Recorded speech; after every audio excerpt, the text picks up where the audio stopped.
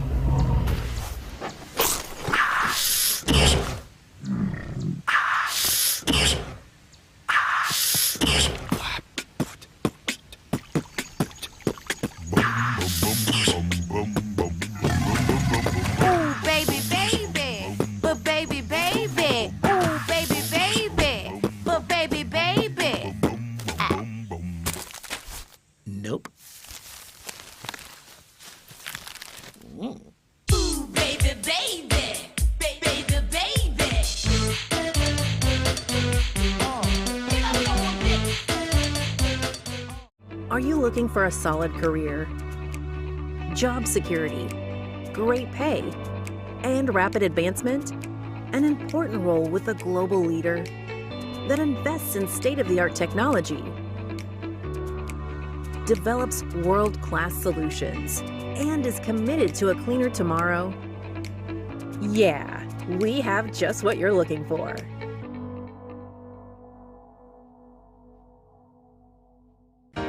Welcome to Richland County's first artificial intelligence ATM. And if you car dance to the song you're listening to now, I will give you $50. See, that's something an ATM can never do. Oh my gosh, are you serious? Oh, we're serious. Gosh, that's awesome. Thank you. Thank you. We hope your day is a little bit better today. Yes, thank you.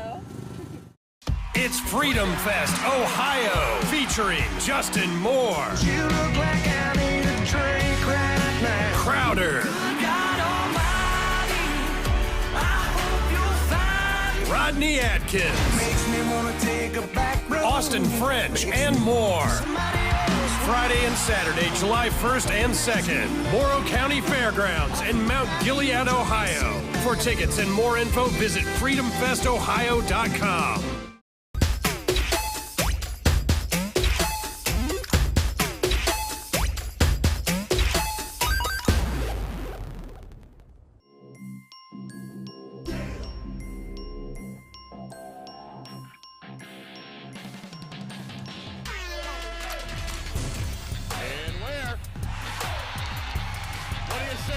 The exclamation point on the night for Maurice Ware.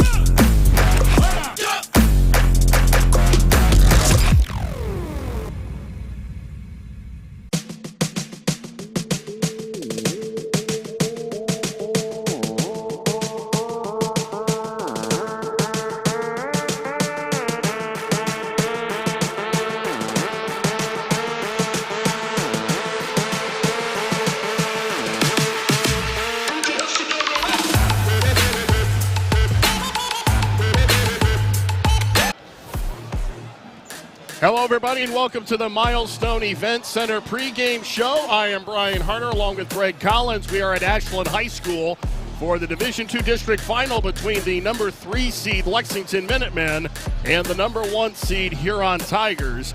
And Coach Collins, this is an opportunity for Lexington. When you think about where this team was a year ago, where they are right now, they have an opportunity to go to the regional tournament. Which is unbelievable when you consider not just last year, but over the last, 10, 12 games? They got off to a quick start, but things really slowed down. Opponents maybe figured out a little bit how to play them, how to play against all that size, and they certainly struggled the last half of the season in comparison to the first half of the season. So to be at this point, they got to feel happy, and hey, they're one game away from a chance to go to the regionals.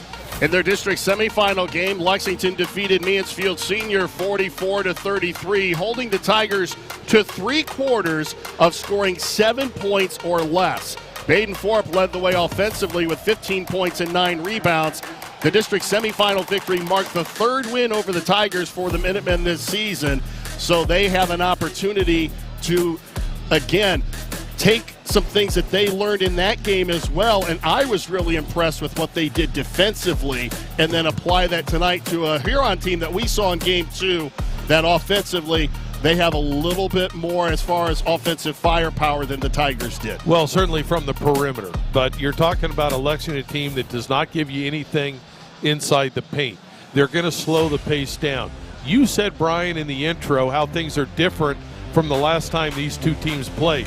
Gasoline back then was 50 cents? 39 cents a gallon. But sometimes things aren't that much different. The score back then was in the 40s. That's true. I think Lex would love to keep the score in the 40s again tonight, keep the score low, not let Huron have anything close to the paint, close to the basket, make them shoot in the perimeter with a hand in their face. Now we look on the other side, the Huron Tigers in their district semifinal. They defeated Norwalk 64-43. The second time this season the Tigers have gotten the better of the Truckers. Dylan Holler led the way with 21 points, and Luke Rager added 19. And we saw what Joey Shade could do from the perimeter. He had 11, 3 of those from three-pointers from behind the three-point line. So Lexington will have to do a good job of not only defending Rager and Holler, but you can't leave Shade open on the backside. Well, you're right. So it'll be interesting if they want Forup to defend the basket. Who are they going to match him up with? Probably not Shade. Probably not Holler, the two biggest kids. Probably going to be a guard. They have a couple of kids that are suspect shooters out there, at least percentage-wise. So maybe that's who Forup will be matched up with. But I really think we're going to see Huron come out and do some ball screening. Why? The very little. I did not see a lot of video of them this season, but some of the video that I saw showed some ball screen action. Obviously, we saw the other night a lot of 5 out. Well, it's easy with 5 out to do a big on small ball screen and roll to the basket if it's a poor exchange, a poor handling of the on-ball screen, or pop, which means the post player, instead of rolling, steps back and shoots the 3. And again, Shade is shooting over 40% from the three-point line. The other night he was hot. So how is Lex going to handle that if Huron goes to it, which I think. I don't have any inside information, Brian. I just think that would be my game plan with these players against the size of Lex. Try to get those guys out away from the basket. So for Huron to advance to the regional semifinals, the keys for them tonight, they have to force Lex outside. Well, I think easier said than done, but you got to force a perimeter shot, and again, you want to have some pressure on the shooter, but you want to make sure that it's not going to be dominated inside. And if you're Huron, again, use the ball screen. Try to get those bigs away from the basket. Forup, he just dominates in so many ways. Well, and that's the other side of this. If you look at Lexington and the keys for them tonight, they have got to use Baden Forup and that interior game. Well, not just Forup, Hudson Moore. You're talking about great size, good strength, well-built young men. Hey, take advantage of it. And, pretty much we talked about against senior high, just pound, Well, today, if you're Lex, dominate the interior. Pound the ball inside, look to score close to the basket, dominate the boards. Boy, they really hit the boards hard against Senior High and dominated the defensive end in the paint. Don't let Huron get any great looks. So as we get ready for this Division II district championship game, let's go inside the numbers.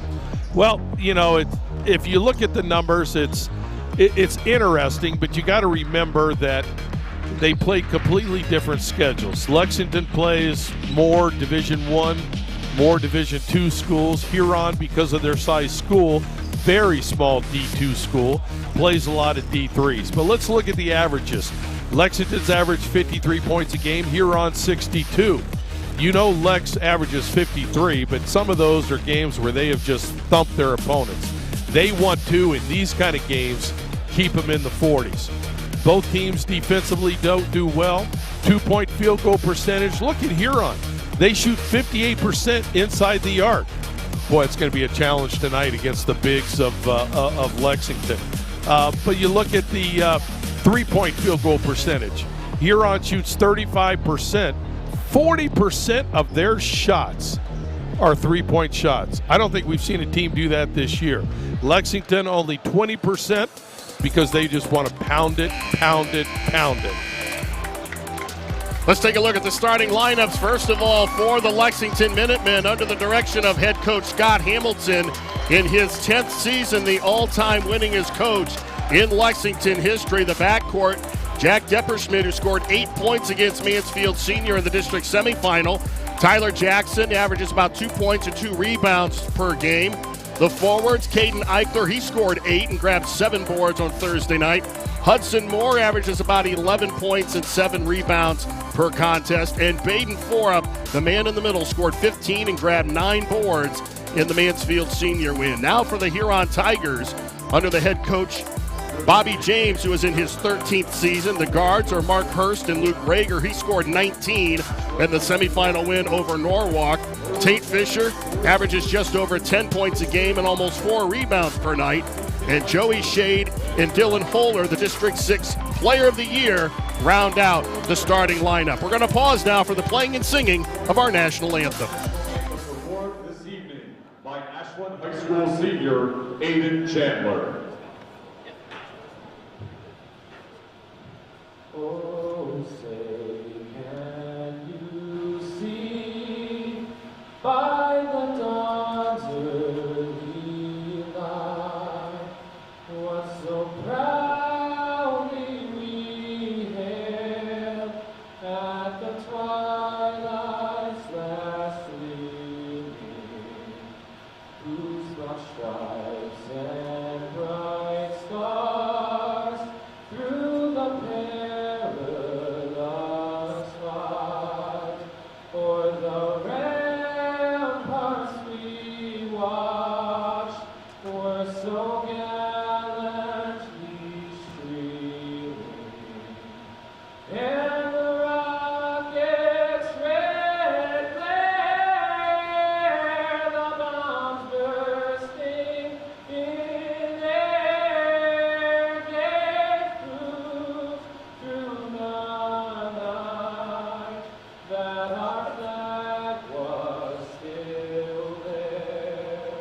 Oh, say does that star-spangled banner yet wave o'er the land of the free and the home of the brave?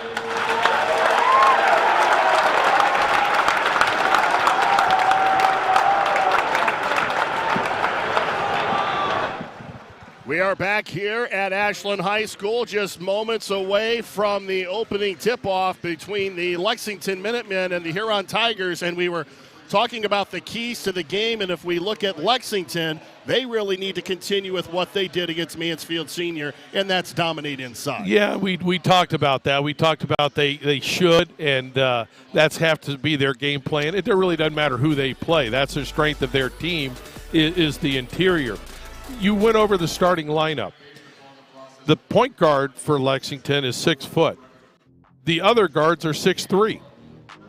That's not counting the guys inside, the bigs. Right. So they can switch tonight on a holler. They can switch on a shade and still have great size guarding those guys. Such a luxury to have bigger guards. Which also helps with the second point here, contesting Huron shots from the perimeter, because you're going to have more size and length going outside. Exactly. And tonight's not a night where I think Lexington is concerned about doubling down inside. I don't know if they've had to all year, but they certainly don't have to tonight. They can stay out on the perimeter, and if Huron decides to play inside out, which is always good basketball, hey, that's fine. They're not concerned about the inside. They just want to get a shot, a contested shot on the perimeter. Lexington 15-9 coming into this district final. Huron 21-2. They were the number 1 seed in this district. The winner of tonight's game will play the winner from the Ada district in the regional semifinals next Thursday, the 10th. Tip-off is set for 8 o'clock, and as we look at that bracket, number 2 St. Mary's Memorial is playing number 8 Napoleon. Napoleon knocked off the number 1 seed Defiance in the sectional final. Napoleon is on a roll right now. Well, I don't think anybody would argue that knows about our region. The strongest teams, the winner of this game won't see until the regional finals. That's Toledo Central Catholic that plays a big-time schedule, or Akron-Buchtel that plays a big-time schedule. It could be Tiffin Columbia, who already beat Lexington this year, and Gates Mills Gilmore Academy, who plays, a top 25 schedule in Division II. So the strength is down there. So the winner of this is going to get someone somewhat comparable. I mean, beatable, certainly, first game of the regionals. Do you think that is a cyclical thing, or do you think that is because a lot of these schools, if you look at Huron, for example, they're only a couple of boys away from being a Division III school. There's a lot of changing and movement in the schools within the structure of the districts. Yeah, but I don't quite understand why our district doesn't have the Tiffins and the Sandusky's. In the day when it was Division I, those schools were all in the same district. Now, I guess because the multitude of Division II schools in our area, schools like Mansfield Senior that have gone from D1 down to D2, maybe they just have a little exclusive little club, per se, that we have. But, some of the, when I think of basketball powers, traditional basketball schools, besides Lexington, maybe Shelby, certainly Ontario, which had a down year, but Mansfield Senior had a down year. But Winford is normally strong. Well, of course, they're D3. Right, exactly. And Mansfield Senior traditionally, the last few years have been low for them, and they've struggled. But normally they would be in that group as well. And I'm sure that, they just are biting at the bit that, gee, many Christmas. Last year and this year was our year to play at Toledo Central Catholic, to play in Akron-Buchtel. Teams that, like Lima Senior that they played earlier in the year, that are going to get out and run with them. Opening tip is going to be controlled by the Tigers. So for the... Now, Brian, I'm going to go on record. I didn't play the lottery today, but I'm going to go on record. For Huron to be in this game, I think they're going to have to hit double-digit threes. It might mean, they average a lot of threes. It might mean 20, 22, 23 threes, but I think they're going to have to hit double-figure threes to be in this basketball game. Drive inside, and going up against the trees was Mark Hurst, and Lexington denies. And that's exactly what we saw the other night. And now as we come down here, look for Lex to go a little interior play. Depperschmidt right away, looks pounded inside to in. Moore. Depperschmidt left open for three. And Forup tried for the offensive rebound, but it's chased down by Tyler Jackson. Long shot, long rebound. for the second game in a row. Lexington playing the Tigers. Of course, they don't know how to spell it in Huron. But yeah, there you go. Not the proper way. We talked about inside the numbers. Lexington averages over 13 offensive rebounds a game. Huron gives up over 8, and they have not played a team like Lexington with that kind of size. Ball out of bounds. It will go to Huron. Huron out of the Sandusky Bay Conference. Dylan Holler, the Division II District 6 Player of the Year. He is quite a player. There he is with the basketball now. Drives inside with the left hand. He's fouled. He'll go to the line. Well, that's a luxury. That was a great move, a foul on Lexington, but a luxury Lexington has. A lot of teams, that don't have the size, and they see someone like Dylan Holler that's 6'4", maybe they have to think, well, we got to put a big guy on him. Well, Lex is putting a big guy on him, but it's a guard because Holler is going to beat you more from the perimeter than posting up. Holler splits the pair, and Huron takes an early lead. Huron is a 70% free throw shooting team, which, boy, from what we've seen is quite good. I tell you, that's a little tight. Again, as you progress in the tournament, they usually let you play a little bit. And Hurst whistled with the personal, and we have seen that through this postseason. So far tonight, though, it's a little tight, but they're consistent. And really, that's what you want as a coach. You want consistency. You want it the same for your guys as it is at the other end of the floor. Well, I disagree. I want it all for me. Holler in transition, and he lays it up and in. Great defensive play and a great foul, and that was not an easy layup.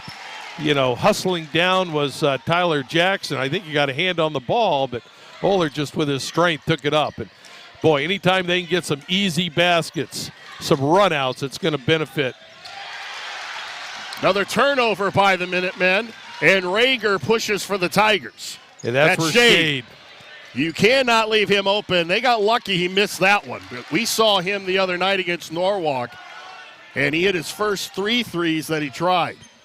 He's got a great stroke, and again, 44% for the year? That's unbelievable. And he shoots a lot. It's not he does, exactly. Not a high percentage for a low amount of attempts, and a shot blocked by Holler. And Forup's not used to that. Well, it was a great double down, I thought, by Huron that time, and you're going to have to double down. Rager with a strong take inside, up over Forup. That was a good move. Just beat him right off the dribble. Winner of this game will go to the regional semis next Thursday. And they will take on the winner of the Ada District. Good help defense. Moore with a leaner inside, gets his own miss though. And able to put it back up and in, so Hudson Moore gets into the scoring column for the Minutemen, and it's a 3-point ball game. And that was great second effort. He took it up strong the first time, didn't get it, but he stayed with it. You like to see that with your bigs. Here's the ball screen I was talking about. I think we're going to see a fair amount of that today. It's difficult to defend, thus everybody in the NBA. Offensive foul called on Luke Rager.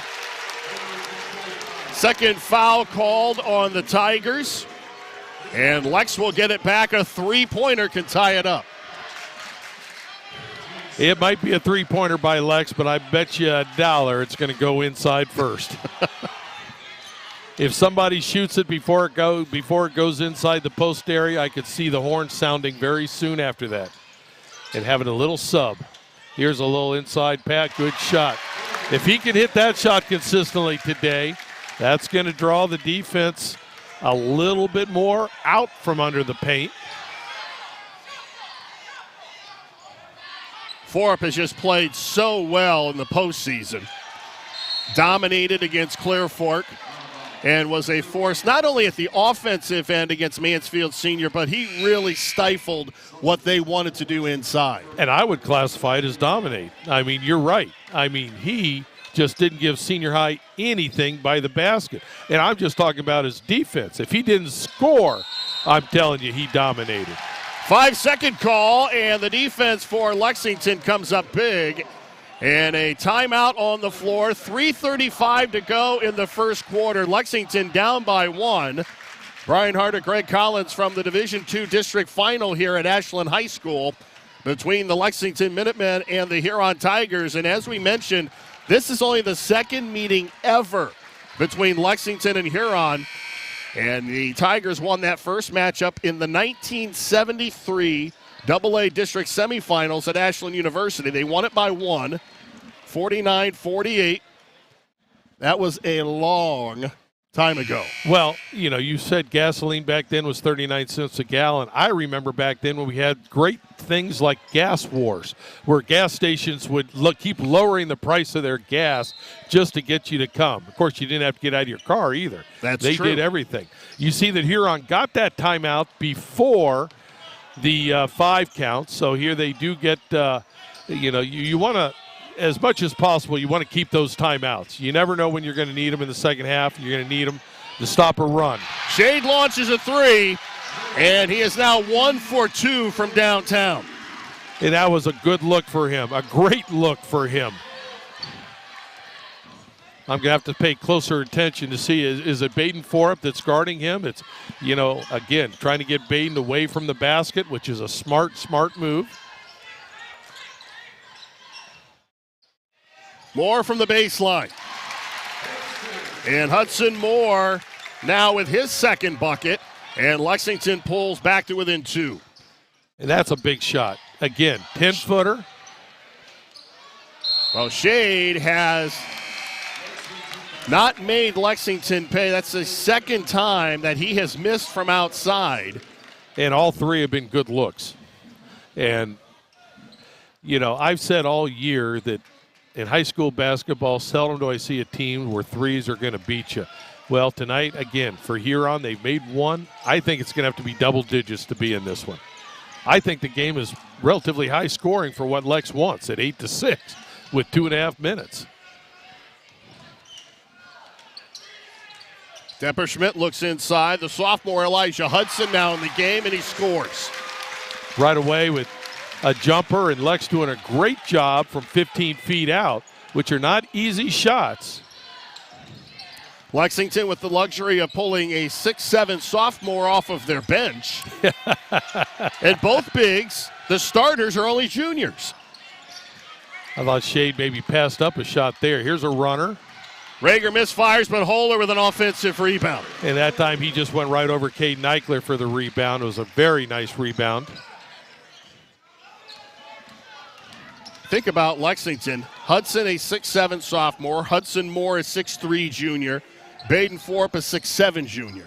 Then you got Eichler and Depperschmidt at guards at 6'3". There's Depperschmidt inside. Kicks it out to Eichler. Good box out. Shade with nice position on Hudson.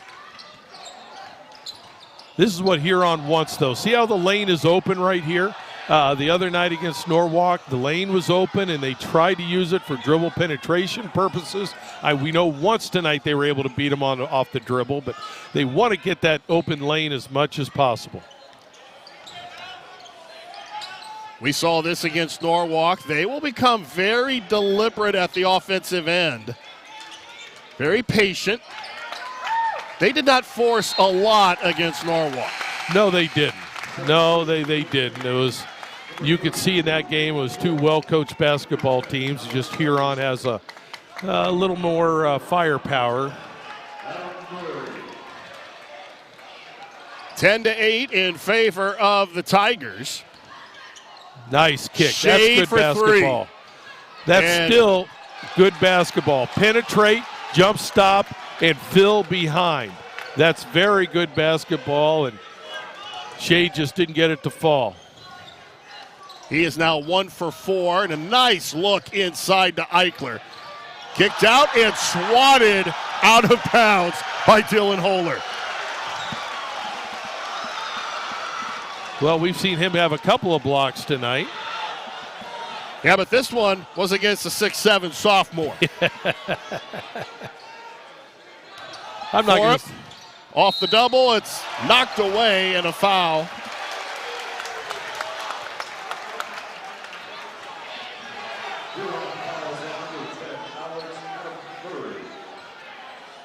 Foul on Adam Murray. That'll be his first. So 3 team fouls for Huron, only 1 for Lexington. That is on Caden Eichler, who comes out of the ball game.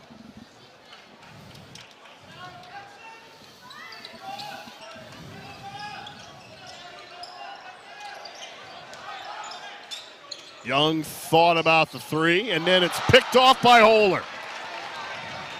And Hurst has it knocked away.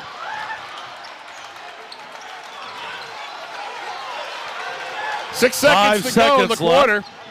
And it's like nobody knew what time was on the clock. And a 4 shot at the end of the quarter. And Lexington down by 2 as we head to the second. You're watching Boys High School Tournament Basketball live and free exclusively on the OH.Report.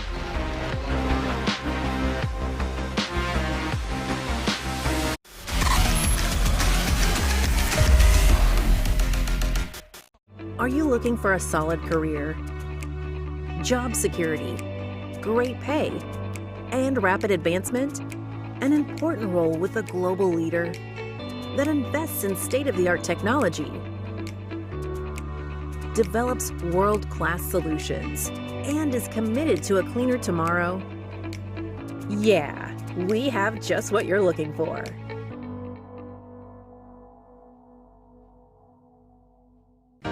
Welcome to Richland County's first artificial intelligence ATM. If you car dance to the song you're listening to now, I will give you $50. See, that's something an ATM can never do. Oh my gosh, are you serious? Oh, we're serious. Gosh, that's awesome. Thank you. Thank you. We hope your day is a little bit better today. Yes, thank you.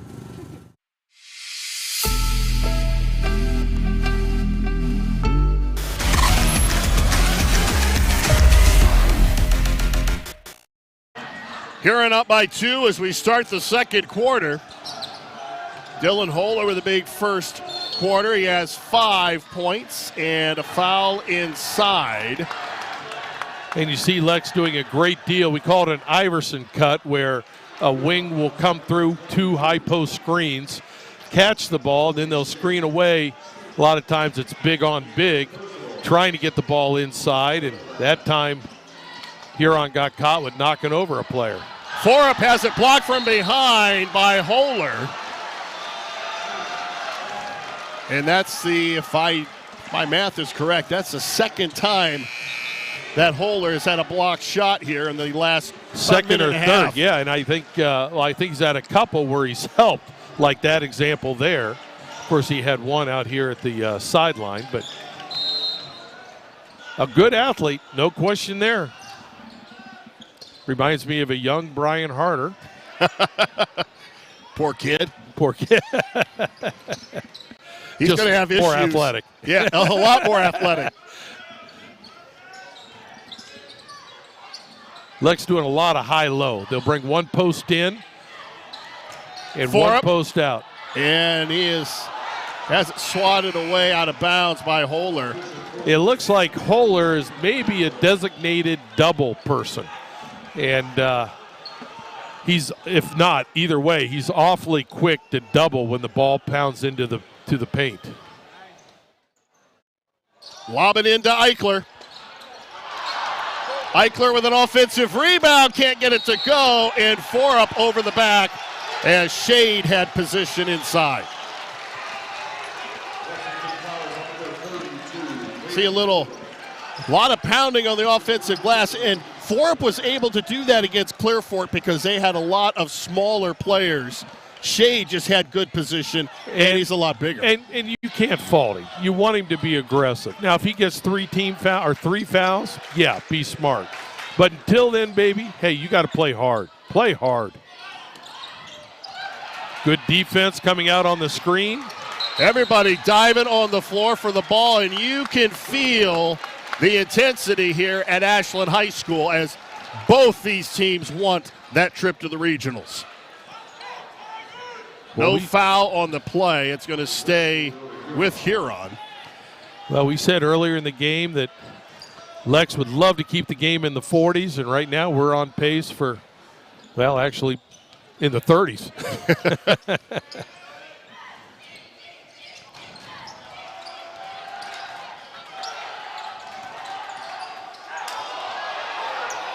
Lexington faithful wanting an offensive foul. Holler for three, but an offensive rebound by Shade. And a nice pump fake. It was great movement. He couldn't. The ball just didn't come to him. He went to the basketball. And then once he got it, good ball fake to get a little bit of spacing to get the ball up. Now they're going to call a foul on Adam Murray. That will be foul number 2 for Murray. And the assistant coach calls him over right away. And again, you want to play hard, but you want to be smart. Exactly. And that's now with 2 fouls, it looks like he's going to come out. You're wondering how the coach was going to play that. I was more the smart one because I couldn't rely on that athletic ability that I didn't have. Well, I can never catch up to the guy, so I never fouled him.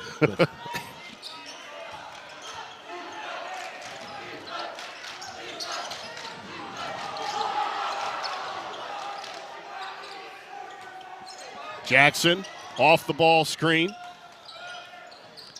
Look inside to Forup. Nice hands to catch that. Little off balance on the shot, though.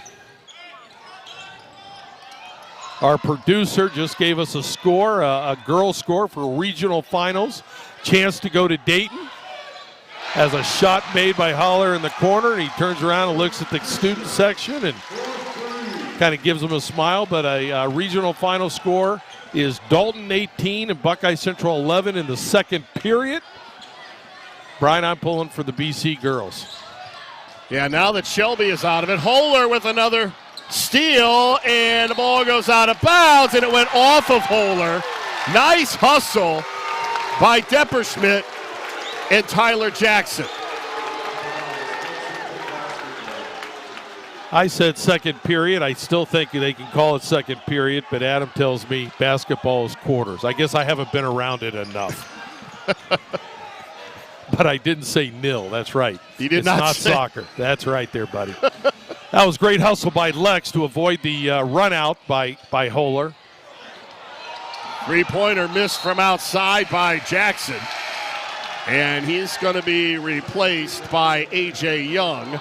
Not because he missed a shot. Young was coming in anyway. Right.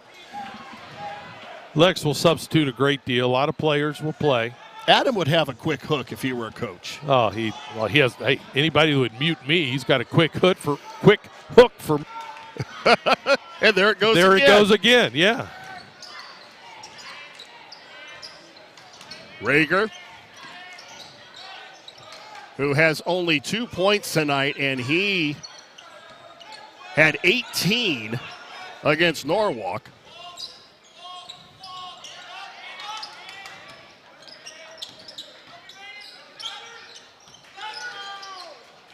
Nice shot fake. Ooh. I thought Shade was going to pull that. I thought Holler was. I thought Shade was. Good discipline by, that's what they want. Holler in the corner. And Forup clears the backside miss.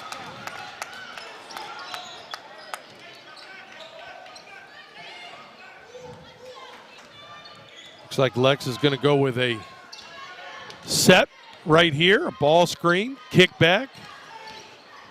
Hudson Moore inside. And a big rebound by the 6'4 Shade. So far, Huron has done a great job of boxing out. And Shade has yet to find that range. He has hit one, but he's 1 for 5 from outside. But I still think if you're Coach James, you're saying, baby, you got to keep shooting. The only way we're going to win is if we knock down some threes, and he's been a proven three-point shooter. Forup inside, and he's blocked again by Holler. Ball forced and a foul as Caden Eichler commits foul number 2.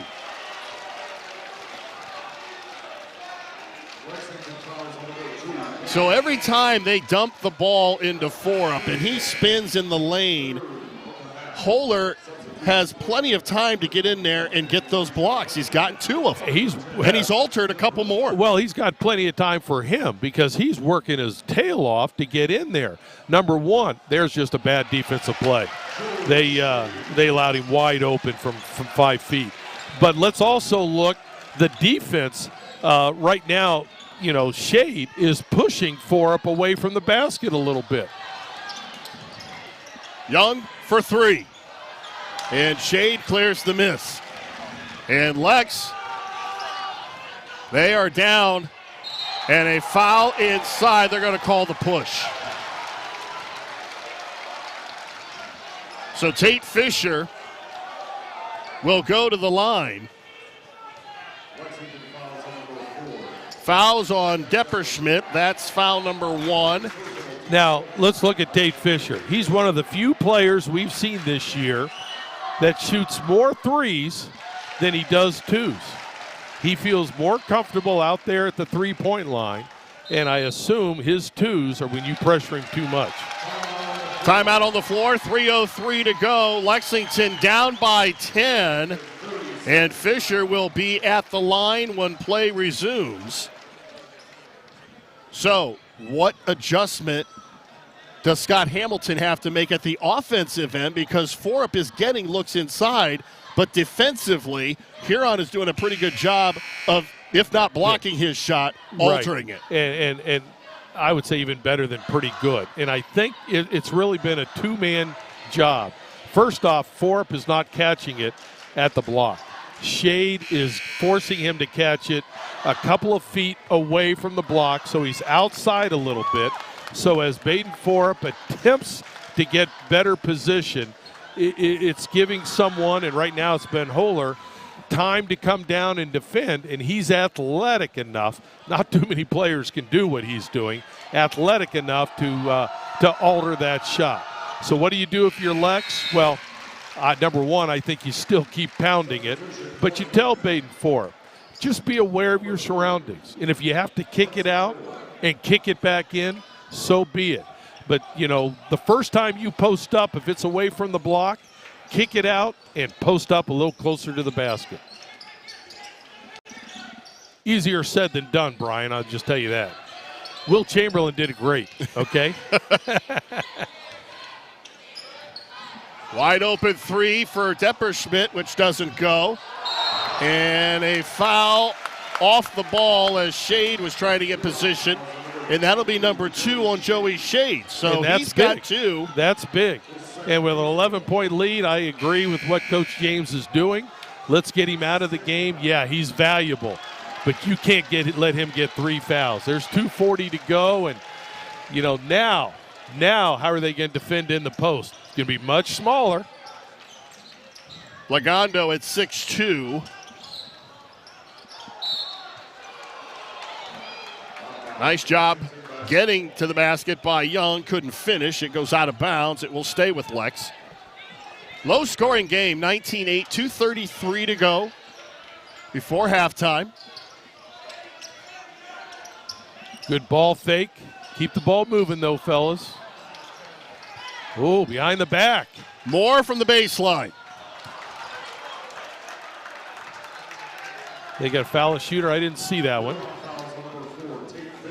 Tate Fisher gets whistled for the foul for Huron. That's his first. Right now, I think this is a shooting foul, but right now we have Huron with 17 fouls. Hudson Moore misses. And Lexington with 4. Moore with only 13 free throw attempts on the season, which surprises me for a big man. He splits the pair and makes it a 10-point game. Now, with Shade out, is Coach James thinking about spreading the court a little bit? We saw him go a little 4 corners the other day, didn't we? Rager inside. But we saw Rager do that also. Very effective. Rager now with 4. That's deep. Long miss, long rebound, as you like to say, and Lexington keeps it.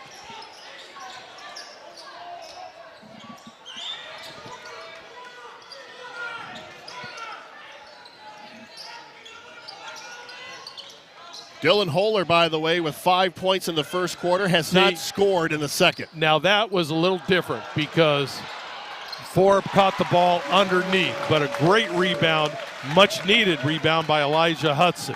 Again, you talked about the luxury of bringing 6'7" off the bench. Well, he uses that luxury right there, gets a big, big basket. Now we see them spread the court a little bit, which I think is smart. You have a key player, Shade, out of the game. Spread the court here a little bit, see if the lane opens up a little bit for a shooter. Kind of like that.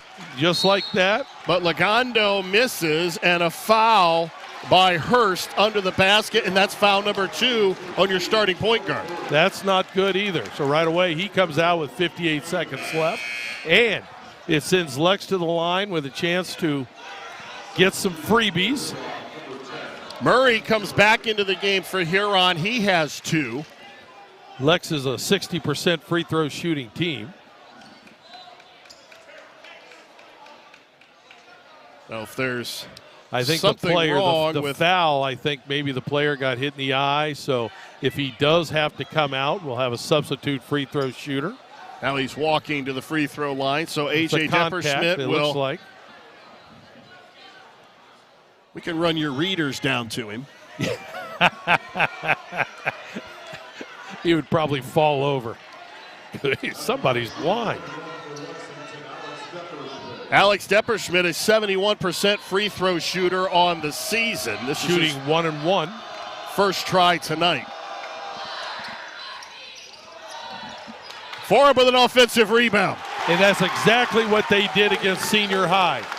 Not intentionally missing free throws, but missing some, but getting the rebound. Lexington now within 8 as we are at 40 seconds and a foul. That one is going to be on Alex Depperschmidt, and that's his first. Only team foul number 5.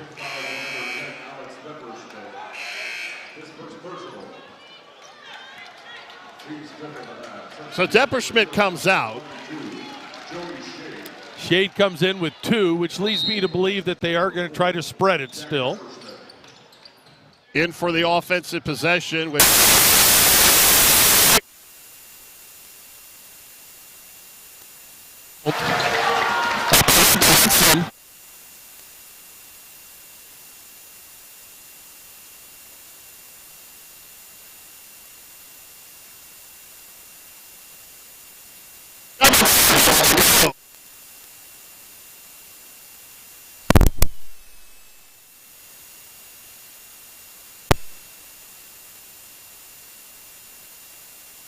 the stroke tonight.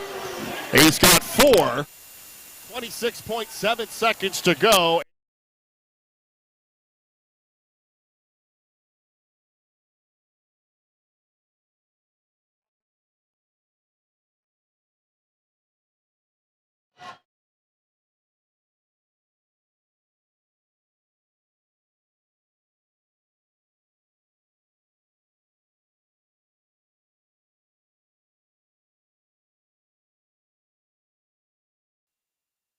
Rebound put back. Second attempt by Hudson goes. He splits the pair and makes it a 7-point game. Now with 25 seconds left. Huron likely to work it down for the final shot of the half. If they can. Good pressure by Lexington. Now they back up. Smart, 10 seconds left. If they don't ball screen, I'll be shocked. All right, they use a foul. They had a foul to give. A.J. Young with the personal. That's his first. Next foul would send them to the 1-on-1, so they don't want to foul here in the final 7. This is reminiscent of the Mansfield Senior game when you look at the score. Yeah. It's like a reach inside, although they're going to call an offensive foul on Rager. Is that 3? That is 2 on Luke Rager. So Rager has 2, Hurst has 2, and Shade has 2. The Huron side does not believe they're getting a call tonight. So, 3.7 seconds, certainly enough time to get a good look at the basket. Huron will put on some full court pressure and deny the entry. Holer with a steal. And that will do it, the first half in the books. Lexington down by 7. You're watching boys high school tournament basketball live and free exclusively on the OH.Report.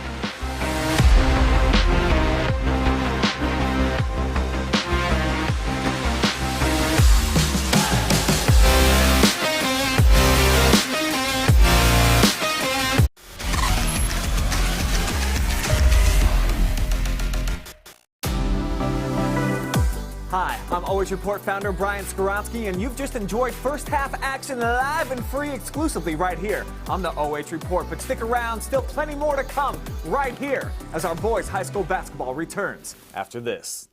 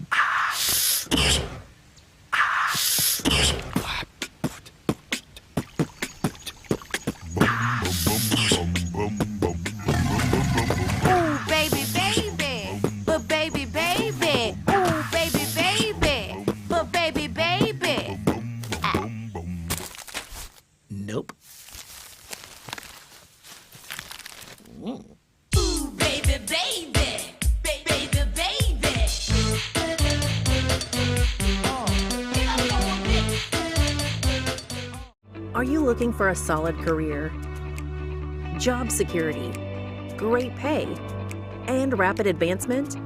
An important role with a global leader that invests in state-of-the-art technology, develops world-class solutions, and is committed to a cleaner tomorrow? Yeah, we have just what you're looking for.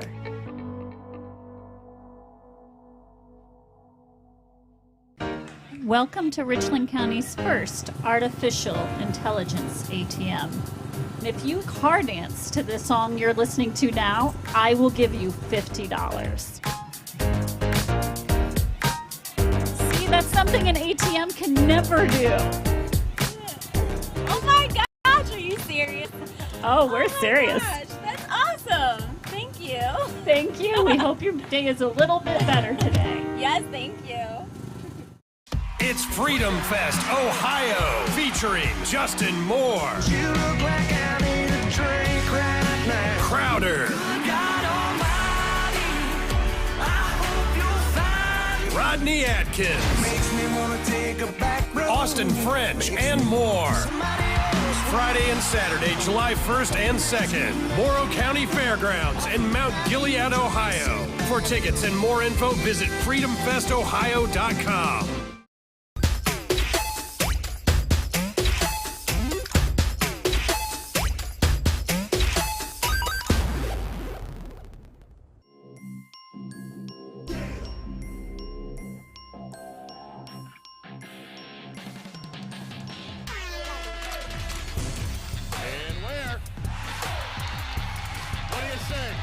The exclamation point on the night for Maurice Ware.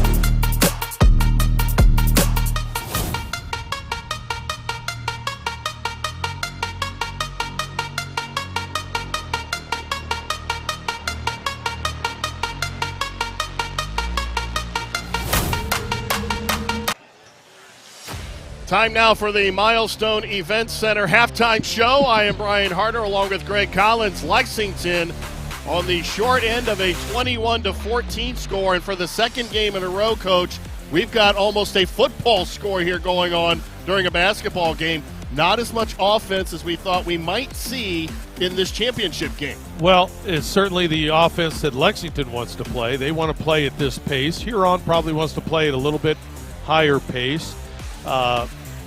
But 21-14, I think it's more scoring than we saw senior high, Lex, right? Yes. We take a look at the halftime numbers. They're not really as glamorous. And I guess maybe the one thing that jumps out at me as we take a look at these numbers here.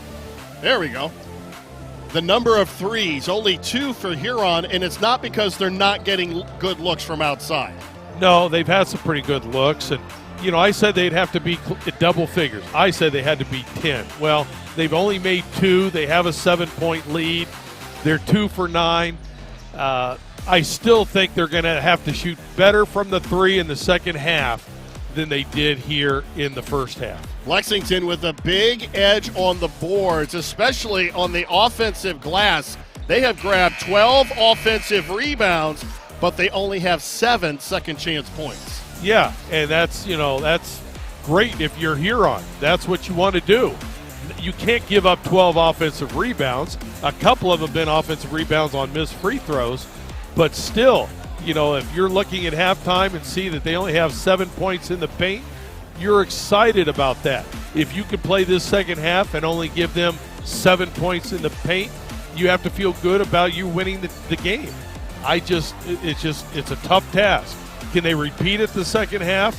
We'll see.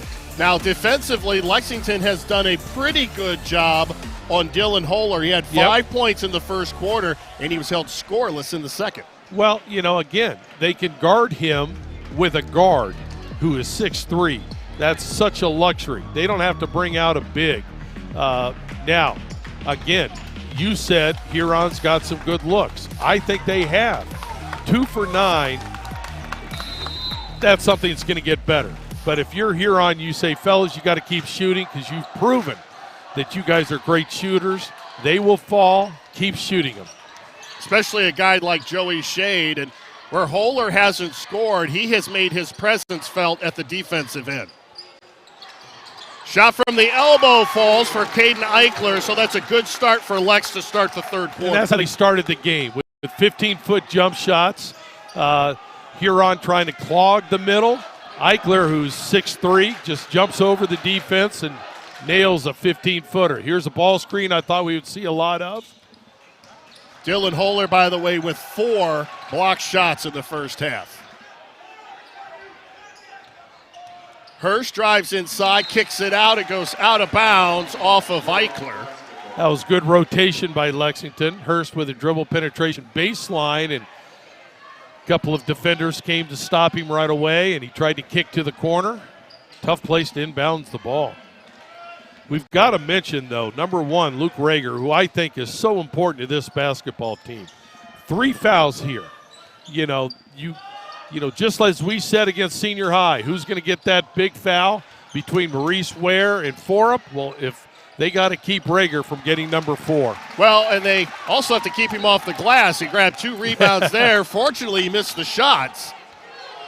So Lex with an opportunity, down by 5. As we approach the 6.5-minute mark of the third quarter, the winner of this game will go to the regional semifinals and take on the winner of the Ada District. High-low look for Lexington right away. Now Forup's low. Hudson Moore high. So high, he's out at the wing right now. Eichler back inside to Moore. Great job, pick and roll. Huron did not handle it well. Good feed inside low. 4-0 in the third quarter, so Lex comes up with a little bit of a run. Huron needs to stop the bleeding somehow. Ball knocked out of bounds. It's a 3-point ball game under 6 minutes to go in the third quarter.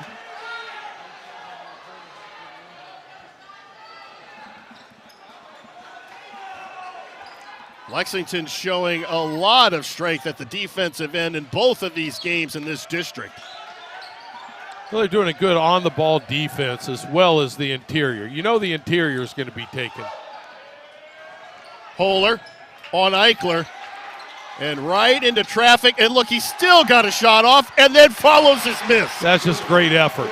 Great effort. I don't know how he got the shot off the first time, but to stay with it. There's no panic in him. No, there isn't. You're right. He's only a junior. Already named the Division II District 6 Player of the Year. Wide open was Depperschmidt. Yep, he was wide open. Defense decided to go under the on-the-ball screen, and he just set up and had all day and nailed a big three. First three for Lex. Lex down by 2. We think back to their game on Thursday night, and they only scored 1 3. Holler for 3. And we know he can knock down the 3, but that's a great answer. Well, somebody told him he was a little quiet in the second quarter. Well, I think they have a feed of OH.Report. Yeah, most locker rooms play that at halftime, I think. He's already got 5 here at the start of the third quarter. 10 for the ball game. You just see how patient Lexington is offensively. They'll pass, and you fall asleep, they're going to pound it inside. Eichler.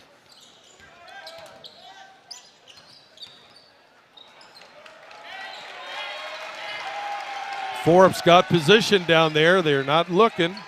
Tried to get it around Holler. Good defense by Huron. Both teams playing great on-the-ball defense. Nothing wrong with this offense by Lexington. Just be patient. Don't force it. Nice. You found an opening? More, and it's blocked again by Holler. That's block number 5.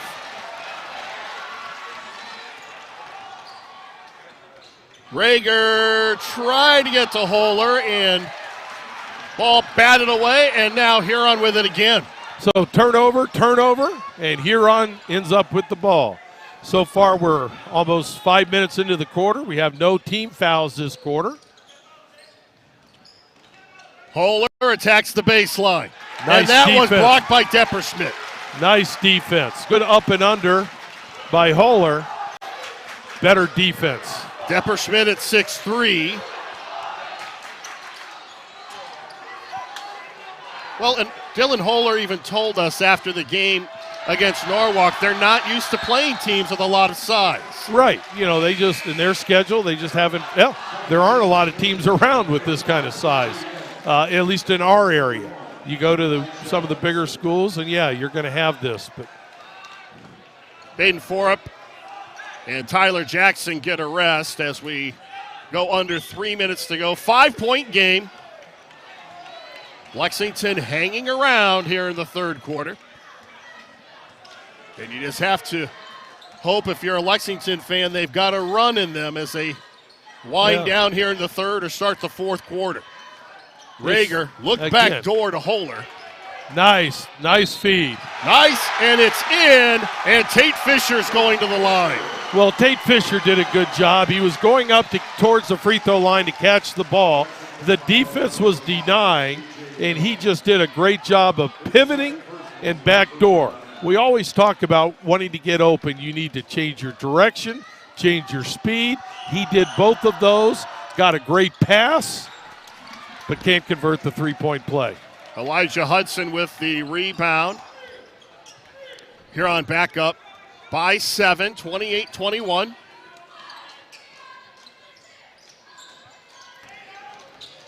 Now Lex posting up their guards a little bit. Again, luxury when you're 6'3". Long shot, but a backside rebound by the 6'3" Depperschmidt. And a nice jumper from the elbow by A.J. Young. And that was much needed. Up ahead to Shade. Nice transition, a counter, getting the ball out in a hurry, and Shade just beats him down the court. Hudson from about 5 feet. Now we're starting to heat up a little bit, Brian.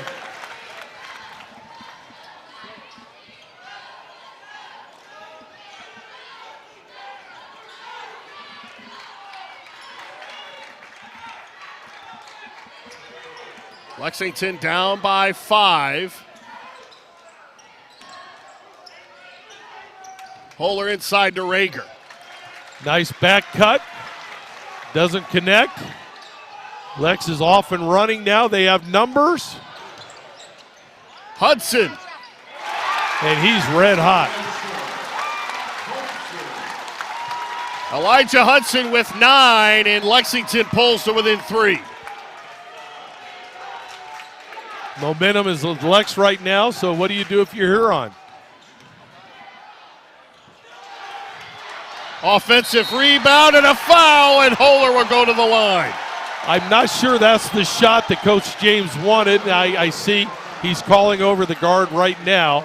You know, a shot against pressure. But Holler just doing what he does. You're so effective as an offensive rebounder when you don't just stay in one area. You come from a distance, and he does that so well. Holler, a 76% free throw shooter on the season. He's got 12 points. Had a quiet second quarter. He had 5 in the first quarter. He's got 7 here in the third.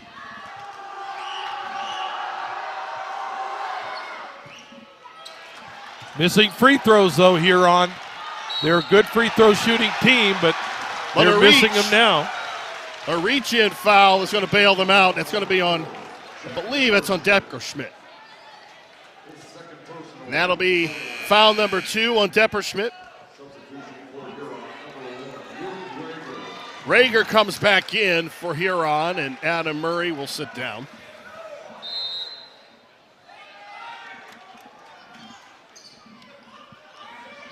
So Holler with 43 seconds to go, and Huron likely to work for the last shot of the quarter.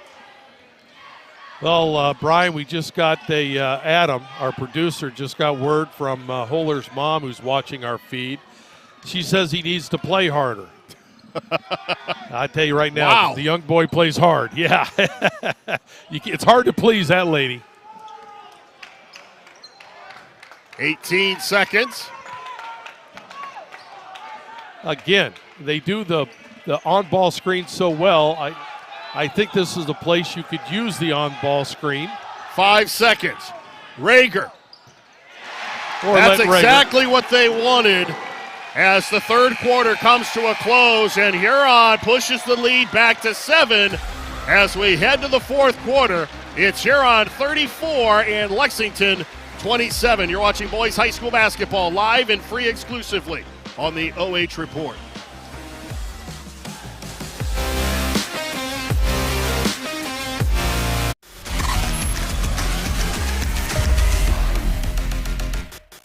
Are you looking for a solid career, job security, great pay, and rapid advancement?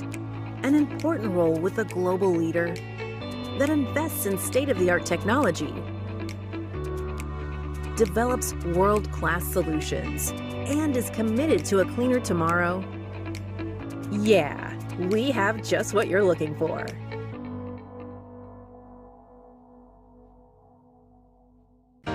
Welcome to Richland County's first artificial intelligence ATM. If you car dance to the song you're listening to now, I will give you $50. See, that's something an ATM can never do. Oh my gosh, are you serious? Oh, we're serious. Gosh, that's awesome. Thank you. Thank you. We hope your day is a little bit better today. Yes. 8 minutes to go in this district final, and Lexington down by 7 as we start the fourth quarter. And a big possession by Huron. They score at the end of the third. They score here in the beginning of the fourth. And Fisher starts with a jumper, and it pushes the lead back to 9 for the Tigers. Still, though, obviously a lot of time left. If you're Lexington, do what you do. Try to pound it right there. And Holler came in from the backside, and there's a foul on the rebound, and I think they're going to call that on Lexington. It'll be on Eichler, and that's his third. That's 4 team fouls on Lexington right now, so we're still ways away from getting to a one-on-one situation. The official now explaining things. I don't know, as a coach, I never bought that. Nice pass. Now Huron's got numbers. Shade for 3. Joey Shade's off tonight. They're still up 9. Right. You know, that's a shot he has to take, but I think that's his first 3 of this half. Of course, he sat a great deal in the second with 2 fouls. Moore thought about the 3.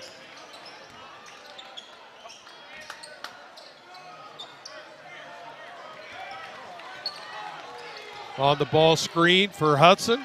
And Hudson Moore Where gets would his Lex second be? field goal of the half. Where would Lex be without the 15-footer tonight? They've hit 1 3, which is big, but they have been money from 15 feet, which is a lost start. Well, yeah, Lex going old school here. Exactly. Bringing out the 1973 playbook. When gas was 39 cents. Rager drives inside. I learned something tonight. That we're paying way too much for gas. Yeah. Good patience by Huron that time. They looked to penetrate. It wasn't there. Don't force it. Rager has it knocked away. Ball on the floor, and Lex comes up with it. And a smart timeout by Jack Depperschmidt. They had 4, so Lex uses that timeout. They still have 3, so you're right. Possessions are important right now. Take a look at the fan zone. We see that fans are cheering for the Tigers in Willard and also Sandusky. So as these teams have bowed out of the tournament, they're latching on to whoever's left. Daddy Tate from Alaska. We have watchers in Alaska. Holy cow. Now, I feel better when other people feel bad. I want to tell you today we were 71 here in sunny Richland County. That's right. Well, I was in Columbus, and it was 74 back in my day. Story time with Coach Kyle. If you guys have time, I'll tell you a few stories. But the last time I tried this, Adam muted me, smartly so, but he muted me. But, Columbus, it's amazing. We are, 45 minutes north, but the temperature is always nicer, warmer in Columbus than it is here. But then again, when you look at the snow belt, we got it pretty good. We have it very good. Under 6 minutes to go. Lex down by 7. Good, big possession by Lex right now. You want to get a good look. The sophomore back in, Elijah Hudson. Ball on the floor, and Lex has it. Great hustle by both players, by both teams. Kind of a scramble situation now if you're Lex, and good hands by Huron. Eichler loses the handle, and a jump ball, and the possession arrow goes to Lexington. Now, I got to say, and we were both rooting for the Shelby Whippets last night in the girls' regional, and they got beat. But in watching that game, every other possession was a jump ball.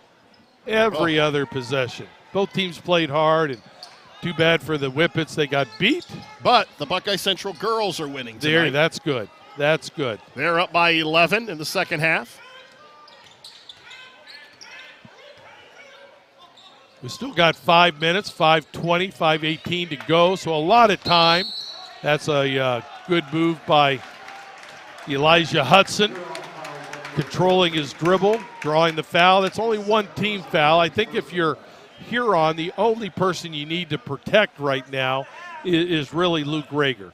Now, you wouldn't want Shade to pick up number 3, but you really don't want Rager to get number 4. Boy, he's key. Well, he played I'd say probably 85% of the third quarter and didn't pick up that 4th foul. Forbes with an offensive rebound, it doesn't go, and Rager with a big rebound, and it's turned over again, and a foul as Forbes attacked the basket. Well, again, it's loose basketball. A guard, we always tell your guards, don't bring the ball up the middle of the court. He brought it up the middle, a little bit of congestion. Lex tips it away. Forup gets it and takes it right to the hoop. So instead of a 7-point lead in the ball, now it could be down to 5. But remember the first half, Lex missed free throws, but they got the offensive putbacks. Baden Forup with a quiet 5 points tonight. And it will stay at 5. The lead is 6 for the Tigers. And we just went under 5 minutes. Again, a lot of time. Do what you do, both teams.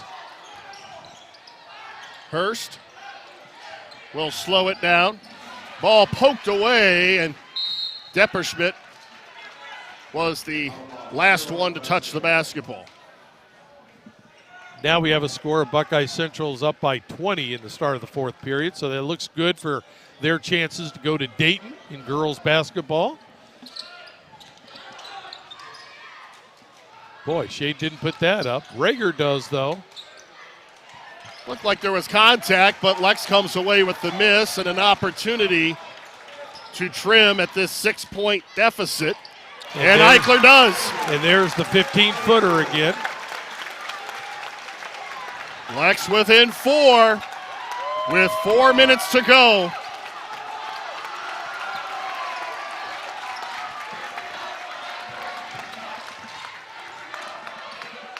And Huron will take their time.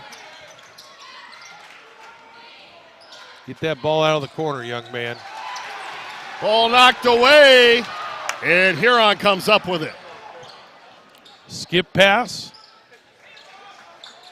Holler for 3, and he's fouled. That's big time. And he is fouled.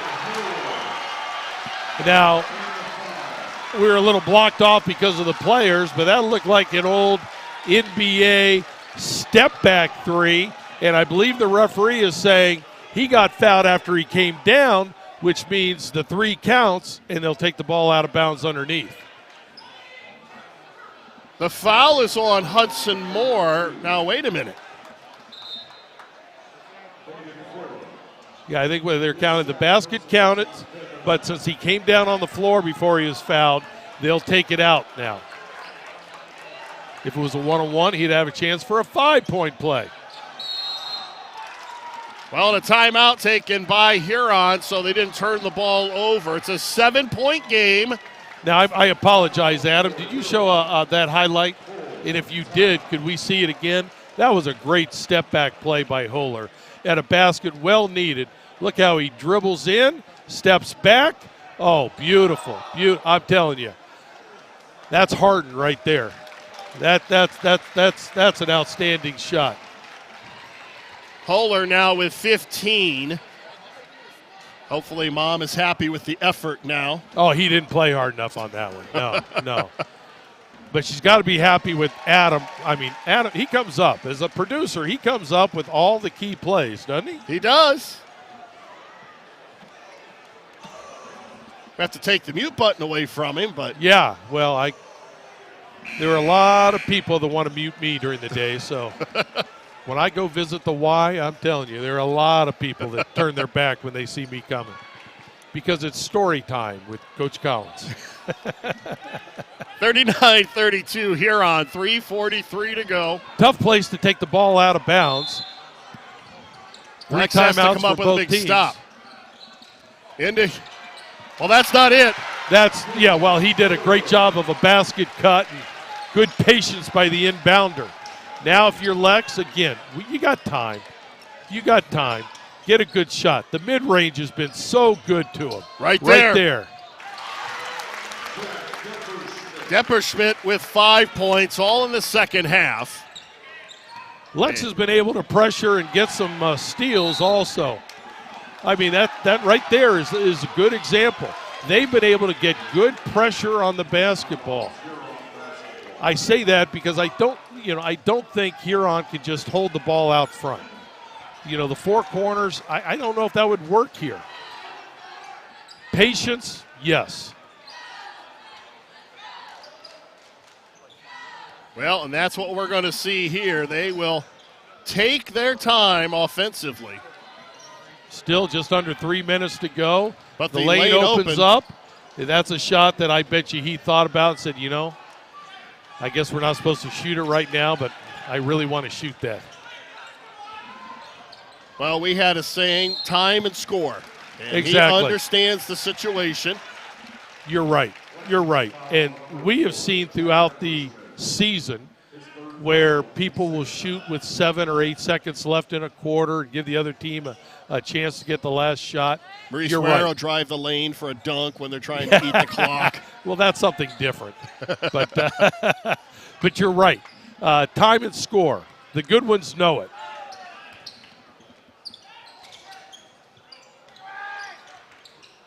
And they're not forcing shots either. And let's look at Rager here. He's only a junior also.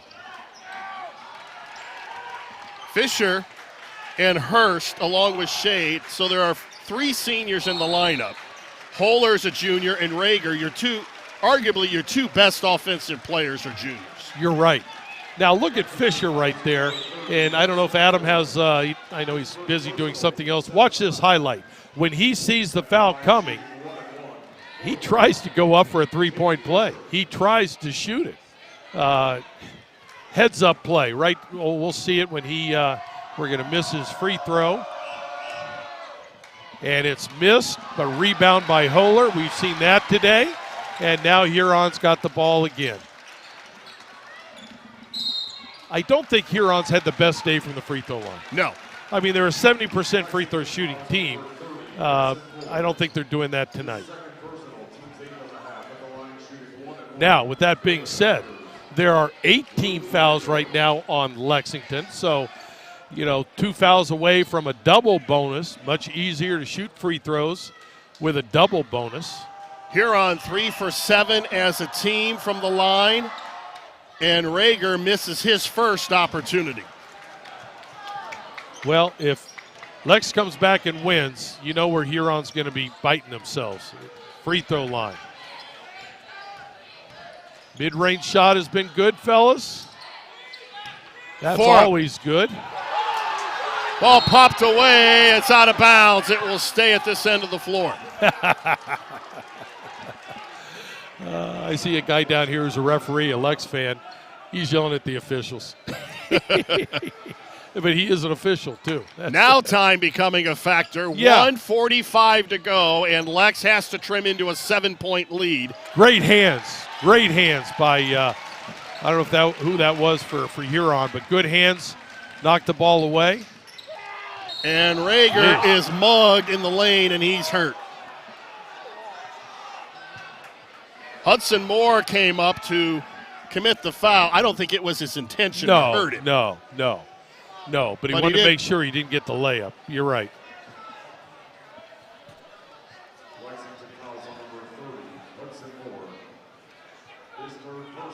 Now they're helping Rager up to his feet.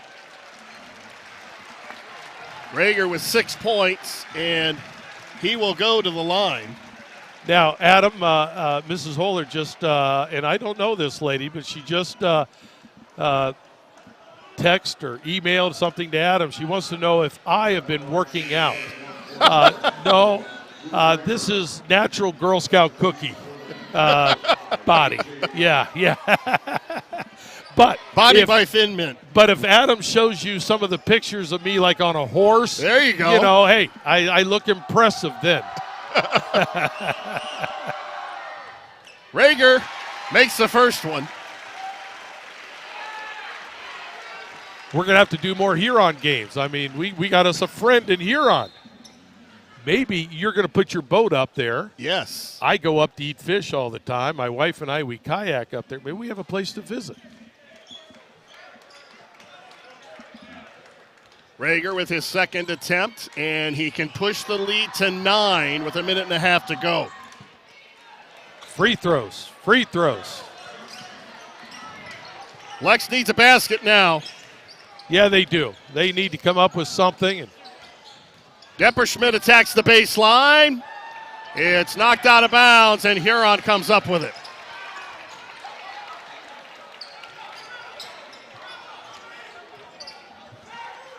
in a scramble situation now, Lex.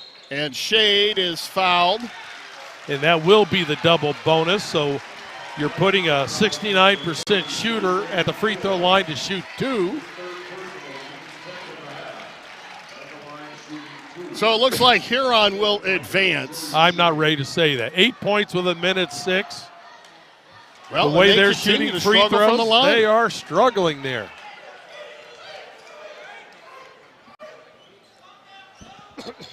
Now, if you're Huron, you got to remember, hey, we only have 2 team fouls. If you're getting beat off the dribble, foul. Now, if you're Rager, you don't want to foul. But, hey, you know, if you're getting beat on the dribble, just foul the guy. Eichler spins in the lane, lays it up. There you in. go. Good move. You have timeouts left when you want to use them. Now the lead's down to 6. The Minutemen with 3 timeouts.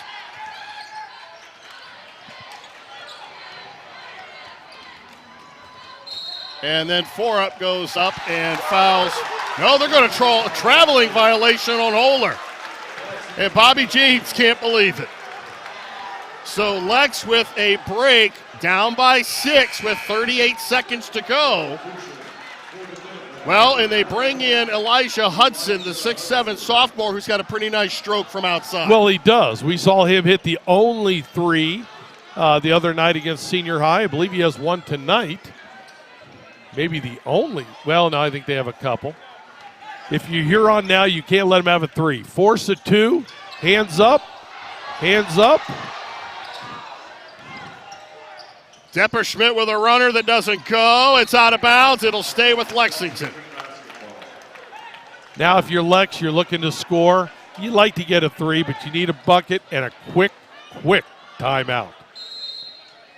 Hamilton will take a timeout here with 25 seconds to go to map out these final 25 seconds. What is he telling them now? We need a quick basket I think, and yeah. a timeout. Well, you know, whatever our look is, whether it's a 3, and he might be designing something to get an open 3 if he can. But, you know, if you're Huron right now, you can't give up a 3.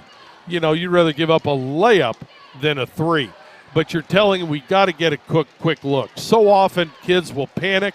25 seconds is a lot of time, and they'll think, well, we got to get a 3. We got to get a 3. Well, yeah, we'd all love to get a 3, but that team across the way knows that too. So get a quick bucket. You have 2 timeouts left. Score, timeout, and listen, the way Huron's shooting free throws, I don't know if there's anybody that right now from Huron that probably feels ultra comfortable at the free throw line. They are 4 for 13 from the line in the game. And we're saying they're clinging to a 6-point lead. And you're talking about a 70% free throw shooting team. So how does Lex do this? Come on, it looks like they're throwing the lob. Eichler throwing inside out to the shot. Depperschmidt for 3. And he got it. Second 3 of the half for Depperschmidt, and he makes it a 3-point game, and only 5 seconds went off the clock. Well, and, you know, Huron did what the Cardinals sinned. We said you can't give up a 3. They threw the lob. Huron doubled down. They've been doubling down all night. Now is not the time to double down. They doubled down and left a potential shooter open from the 3. Good design by Lex, poor execution that possession by Huron. So I would imagine with 20 seconds to go, it's the same strategy now. You still have time. If you can get a cheap 2, go ahead and get it. Oh, no question. If you're Lex, you know, there might be someone that particular you want to foul, but, you know, the way they've been shooting free throws, I think if you're Lex, you're saying, listen, we're going to deny the inbounds. They've done a good job defensively on the inbounds. Let's deny the inbounds and extend the game. Let's foul if they get it in. The way that Huron is set up right now, I could see a pick the picker, a screen and roll. Here's the screen, roll. Lex does a good job. Ball knocked out of bounds. It'll go to Lexington. What a break for the Minutemen with 19 seconds to go, and they can save the timeout. Well, exactly. And what I think the man taking the ball out of bounds for Huron forgot is he could run the baseline. He made a long pass where he didn't have to. Now Lex is going to run the exact same play. Again, you don't have to go for a 3. Loose ball. And the defense for the Tigers comes up big with 13 seconds to go. And before the foul, they get the timeout. Be your right. Again, quick hands. Was that Holler with the quick hands? And then the dive for the ball and the loose ball. Huron comes up with it. Here it Great is, hustle. another look at it. And I'll tell you, for as good as Dylan Holler is offensively, I think Mom's happy with the effort. I would hope so. I know she has high standards, and but I tell you, that young man plays hard. But I was impressed with his defense against Norwalk, and he's done it again here tonight. Well, I was too. I didn't realize he was as athletic as he's shown tonight. Against Norwalk, I could tell he was a good player, but I wouldn't have put him down as a great athlete. That just tells you can't judge a book by the cover, so please don't judge me when you first look at me. But he is a much better athlete. Now, if you're Huron, you're taking the ball out of bounds. This is where you've had trouble today. You've had trouble the entire game getting the ball in bounds. The Buckeye Central girls get a win over Dalton 48-32, so congratulations to the Lady Buckettes. And Holler is the one who's going to be fouled, and Holler is 1 for 3 from the line tonight. Now he does get 2 shots, and if you're Huron, you want to make 1. Make it a 2-possession game. It's a 76% free throw shooter on the season. And that's he does. the biggie. He now, makes it. if you're Huron, and I see him calling, I think he's getting ready to call time. No, he isn't. I think he wants his players to know, listen, whatever you do, don't foul a shooter. Don't foul a shooter. Holler makes them both. And a timeout taken by Huron with 11 seconds to go. It's a 5-point game. And Huron 11 seconds away from escaping here in this district final at Ashland High School with a win over Lexington. What's important for Lexington is they still have a timeout left. So it's a 2-possession game. You could remember we saw the other night Norwalk just threw the long pass to a good athlete. Well, Lexington's got the size. Do they try to throw the long pass right here to get a shot up quicker? That will be an option. But if you're Huron, you don't want to foul the shooter. Lex, score, timeout right away. 10 seconds, a quick foul on Tate Fisher.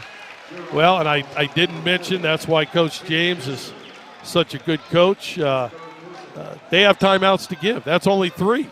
So they have timeouts to give. 4 up, and it bounces off of his foot. And it's been that kind of a night for Baden Forup. Well, he has been hounded. He has been hounded from the get-go. He has had tough living. And a timeout taken. They're not even going to risk a turnover at this end of the floor with 6 seconds to go. Some might say it wasn't pretty, but Huron's going to get out of here with a district title. Well, we said Lex wanted to keep the score in the 40s, and they're not even going to, well, there's a chance they might not even reach the 40 mark. It's just, they kept it down to a slower pace, low-scoring game. I think if you're Huron, you're saying, listen, if we make our free throws, we're not even worried right now. But they didn't make their free throws. They didn't shoot as well from the 3 as they've shot this year. But they found a way. Now my expertise said Huron had to hit double figures threes. I think what they have, 2, maybe 3. Obviously. They have 3. 3. Shade only has 1. Holler has 1, and Fisher has 1. That's why I'm not a gambler. That's why I'm up here. But Huron, has done a great job so far. Right now, all they have to do is enter it, get fouled, Throw it the length if you have to. There you go. Gets it into Shade, and Shade is fouled. That'll be number 4 on Forup, but that is not an issue at this stretch of the game. 4.2 to go, and Scott Hamilton's going to his bench.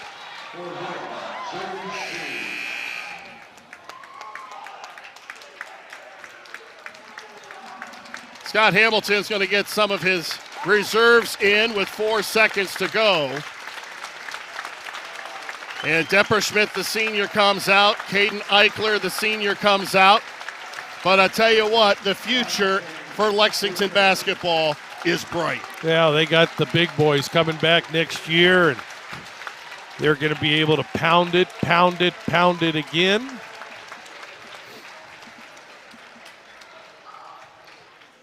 Shade gets that one to go in. I think a couple of their players, you made comment about it. Shade is one of them. This wasn't one of his best games. We've seen him just shoot the eyes out. He just can light it up. He's in double figures with 10, but he's only hit 1 3. He's like 4 for 6 from 1 for 6 from the three-point line. For a 45% shooter, that he's not happy with that. But when you can win and your best players Luke Rager didn't put up the offensive numbers that he did against Norwalk, and they're still walking out of here with a district title. Well, I'm going to tell you, they're a well-coached basketball team. Well, they're disciplined. They play hard. That'll do it. Huron gets the Division II district championship, defeating Lexington 46-39. And we'll be back to wrap it up after this. You've been watching boys high school basketball live and free exclusively on the OH.Report.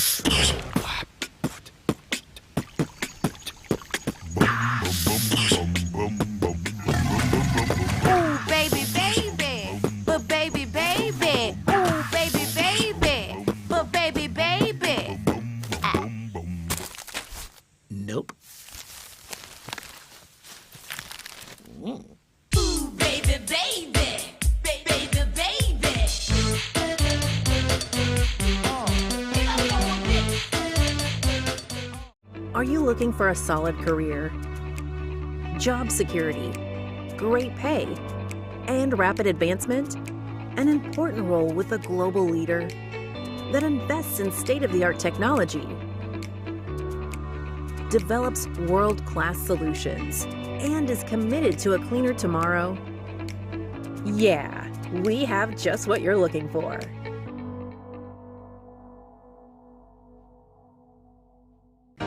Welcome to Richland County's first artificial intelligence ATM. And if you car dance to this song you're listening to now, I will give you $50. See, that's something an ATM can never do. Oh my gosh, are you serious? Oh, we're serious. Gosh, that's awesome. Thank you. Thank you. We hope your day is a little bit better today. Yes, thank you. It's Freedom Fest, Ohio, featuring Justin Moore, You look like I need a drink right now. Crowder, God Almighty, I hope you'll find Rodney Atkins, makes me wanna take a back road. Austin French, and more. Friday and Saturday, July 1st and 2nd, Morrow County Fairgrounds in Mount Gilead, Ohio. For tickets and more info, visit freedomfestohio.com.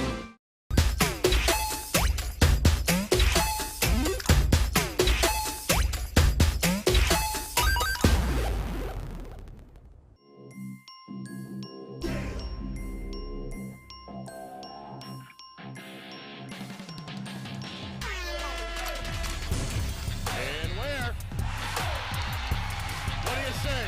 The exclamation point on the night for Maurice Ware.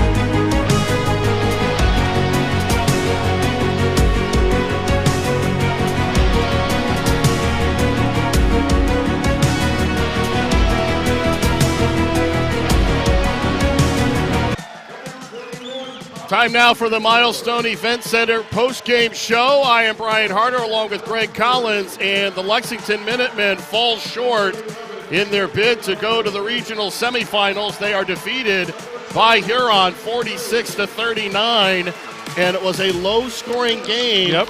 And you talked about that at the top of the show, and Lexington really just not able to get anything going offensively. No, they didn't shoot well from the three-point line, but they haven't shot well all season from the three-point line. They dominated on the boards like we expected. Actually, when Lexington missed a shot, over 50% of those rebounds went back to Lexington. But they weren't able to convert them into points. And if it wasn't for the mid-range shot that Lexington was hitting quite often tonight, quite effectively, this wouldn't even have been close. And the defensive game plan on Baden Forup, they held him to a quiet 5 points. And he was harassed every time he touched the ball on the block. You're exactly right. And let me add to that now. These teams played Thursday night. So Huron had 1 day to prepare for Lexington. Lexington had 1 day. So that game plan on defending inside, which is something they have not seen all year, they're able to institute at a Friday practice, probably a Saturday morning walkthrough, and play it very, very efficiently tonight. That says a lot about Bobby James and the coaching staff for what they were able to do on short notice. Let's take a look at the final numbers and the big discrepancy in rebounding, 34-22. And as you mentioned, they just were not able to do anything with those offensive rebounds. Lexington actually with 2 more field goals than Huron. Yeah, and, I think if you're Huron, you would say, listen, if we make our free throws like we usually do, this game is not even close down the end. We don't give Lex an opportunity to pull within 3 late in the game. But if you're Lexington, you say, listen, if we can just convert some of those offensive putbacks, we are in the game to the very, very end. And Huron struggled from the line all night long, but they made him down the stretch when they had to. Well, a couple. I think Hollers were big, but prior to that, they missed a couple of 1-and-1s. But Hollers was big. He went to the line with a 3-point lead, and, again, that's a 1 possession. So it was key for him to make at least 1, and, the player he is, he made both of them. Dylan Holler I just blew the surprise, as if you didn't know who our player of the game is going to be. Holler is making his way up here, so we'll get the headset over to him. Well, before I do, There we go. Where's my fish dinner?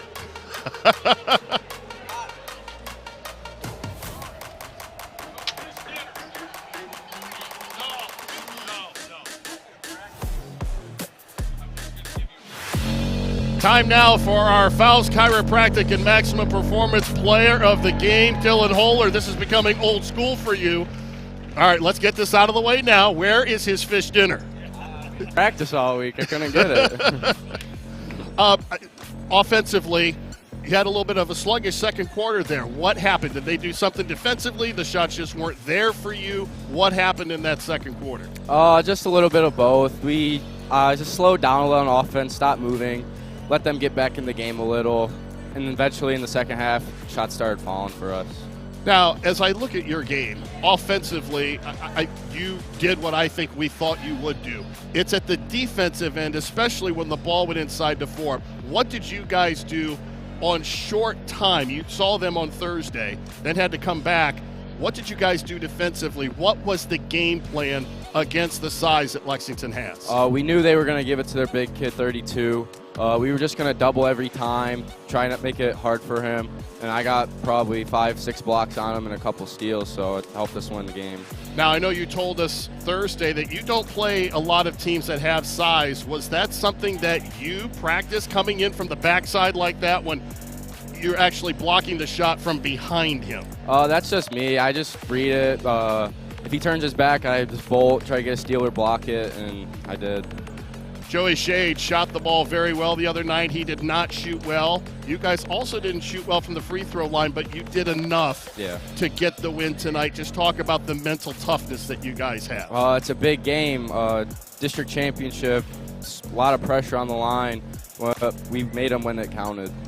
Congratulations on the big win and good luck in the regional tournament. Thank you. Congratulations to Dylan Holler, our player of the game. 19 points and a huge defensive effort. 6 blocked shots for Dylan as Lexington falls to the Huron Tigers.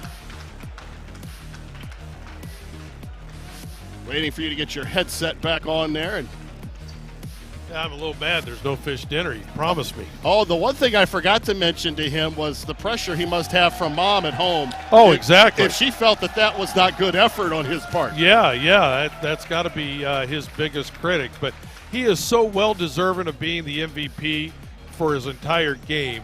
But no bigger play than that steal with, 10 seconds left when it's a one-possession game. His diving on the ground. And, Brian, you and I both know how important it is when your best player is also willing to sacrifice and get his knees dirty. It rubs off on everybody. That time, his sacrifice on the loose ball, coming up with it, getting fouled, hitting 2 big free throws to clinch the game. Big play defensively for him. Well, he had 6 blocked shots. They had 10 as a team. So they were able against a bigger Lexington team. And we've talked about this from really point guard up through the 5 position. They're really bigger than everybody else, but they were able to get blocked shots. Well, and I think, again, I go back to it. Shade, who was guarding 4 up early till he got some foul trouble in the first half, was doing a good job of what we call winning the block. Forcing 4 up to catch the ball a couple of steps outside the block. So when 4 up would use the dribble and turn to shoot, by then Holler said it was his idea, and boy, was that key. He just came from wherever he was on the court and would block the shot and altered a couple of other ones. Now, I know they're frustrated, but when you look at the year that they had last year and what they were able to accomplish this year, next year, this team in Lexington is going to be very, very good. Well, they are going to be very good, and so will Huron. They've got some key juniors. But, Lexington's got a lot of players back. They're going to be losing some seniors that are key, and Coach James comes up here, and I don't know. I'm not giving him my headset until he gives me gives me the walleye he promised me. Here, I'll let you talk to him. We're joined by Bobby James, the head coach of the Huron Tigers, and congratulations we were both commenting on the fact that you had the opportunity to just see Lexington a couple days ago. Dylan had told us you don't play a lot of teams with size. So what was the defensive game plan coming into this game against guys like Forup and Moore? We wanted to root it as much as we possibly could and look to go double, especially on 32 because he's so big and so good. And I thought our kids really did a nice job of that game plan, especially early on. Even when they got a couple good looks, I thought he really had to work. But I think the key was our athleticism with Dylan coming off from the backside and getting, he would come out of nowhere as soon as he'd have an open rim. Dylan would come and seem to wipe the shots away pretty good. So, we just, like I said, we wanted to root, make them shoot contested threes, and we did a nice job of that tonight. Now, I got to say, we have the ability by live streaming these games to get feedback from fans. One of them was Dylan's mother questioning his effort. Now, we defended him. We defended him, saying, how can you look at this kid? He, at both ends of the floor, you look at the points and everything else that he does offensively. I've been impressed these 2 games that we have seen him with what he does at the defensive end and diving for loose balls on the floor. Yeah, he's our catalyst, man. He just does everything. That's what he's a complete player. I looked up at the board. He has 19. I don't remember him getting but about 6, But he just seems to do that every time. He's just a quiet. Then all of a sudden you look up at the board, he's got 19 to 25 points. He just does everything for us. He handles the basketball. He blocks shots. He rebounds. He scores. He's the most complete player I've obviously ever coached. And, the good thing is he gets to come back for one more year, so I think I will. So, yeah, I'm coming back. You're going to come back? I know all the disappointed Huron fans that I might come back next year. So. Well, and not only him, but you have a kid like Luke Rager who can come in offensively and do the things that he does. Yeah. And, he did, Thursday night he was great, 19 points. And tonight he struggled a little bit, but he really handles the basketball. And when he sees a crease, he's able to get in there and go. So he did a really nice job, especially in the third and fourth quarter of continuing or finishing the game. And we'd like to miss free throws, but like I told the kids, it's a little different when you're playing for a district championship at the free throw line than it is when you're shooting in an SBC game. So we got to shore that up if we're going to be any better. But it's very uncharacteristic of us. Usually we finish games like that, but. I think they got real tight, but we'll figure that out this week in practice. At least they've been there, so now we know what we need to do next week. Well, congratulations and good luck in the regionals. Thank you so much. Thanks for having me. Thanks for coming. I really appreciate you guys. You guys are doing a great job. It's fun to watch I watch you guys all the time on my phone, especially when we're driving. This is a great thing. Thank you very much. We appreciate that. Thank you. Bobby James, the head coach of the Huron Tigers, district champions, as they will head to the regionals and take on the winner of the Ada district. We do not know who that is yet, so we don't know who their opponent is going to be. And I'm getting the sense from him and Dylan, I don't think they care. No, I think you're right. They're just going to come out. They're going to battle. They just play so hard. They're so fun to watch. And I bet you, though, if they had their druthers, it's going to be somebody that's going to get up and down the court a little bit more. Yes. Well, congratulations. As we said, with the win, Huron is now 22-2 on the season, and Lexington ends the campaign 15-10. The final score tonight, Huron 46 and Lexington 39. The Tigers advance to the regional semifinals on Thursday, March 10th, to play the winner of the Ada District Tournament. Tip-off is set for 8 o'clock. Our thanks to tonight's broadcast team. Our producer was Adam Thompson, and the fine camera work courtesy of Jory Hollenbeck. Most of all, our thanks to you for joining us. Once again, the final score, Huron 46 and Lexington 39. You've been watching Boys High School Tournament Basketball live and free on the OH Report, powered by BS Media Productions, the future of local sports. For Greg Collins, I'm Brian Harder. So long from Ashland.